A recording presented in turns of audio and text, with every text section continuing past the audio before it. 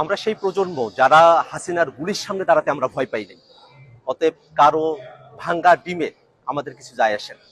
বরং এই ঘটনার মধ্য দিয়ে আবারও প্রমাণিত হয়েছে যে আওয়ামী লীগ একটি সন্ত্রাসী সংগঠন।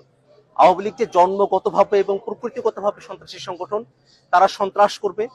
তারা বাংলাদেশের মানুষ যারা স্বাধীনতাকামী আছে, বাংলাদেশপন্থী মানুষেরা আছেন, যারা জুলাই অভ্যুত্থানের পক্ষে শক্তি আছেন, তাদের উপরে তারা হামলে পড়বে।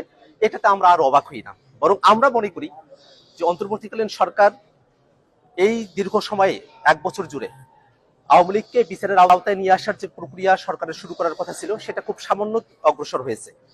আওয়ামী লীগের যেসব সন্ত্রাসীরা বাংলাদেশ থেকে পালিয়ে এসেছে, তারা বিদেশের বিভিন্ন জায়গায় তারা এখনো সন্ত্রাসের শক করছে। আমরা অন্তর্বর্তীকালীন সরকারের কাছে আহ্বান রাখবো, যারা দেশে এবং দেশের বাইরে আওয়ামী লীগ এবং তাদের দোসররা সন্ত্রাসের শক করছে, তাদেরকে অতি দ্রুত বাংলাদেশে ফিরিয়ে নিয়ে গিয়ে তাদেরকে বিচারের আওতায় নিয়ে আসা হবে। এবং আমরা একটা কথা বারবার স্পষ্ট করে বলি, আজকে আমরা যখন নিউ ইয়র্কে এয়ারপোর্টে আমরা নেমেছি, আমরা দেখেছি আওয়ামী লীগের সন্ত্রাসীরা তারা যখন হুঙ্কার দিয়ে আসছিল, তারা যখন নানা অশ্রাব্য গালিগালাজ করছিল। আপনারা জানেন যে আমাদের যুগ্ম সদস্য সচিব তাসিম জারা আপু, তিনি আমাদের সঙ্গে এসেছেন। তাকে উদ্দেশ্য করে নানা ধরনের অশ্রাব্য গালিগালাজ করা হয়েছে, আমাদের উদ্দেশ্য করে অশ্রাব্য গালিগালাজ করা হয়েছে। আমরা মনে করি এটাই আওয়ামী লীগের চরিত্র।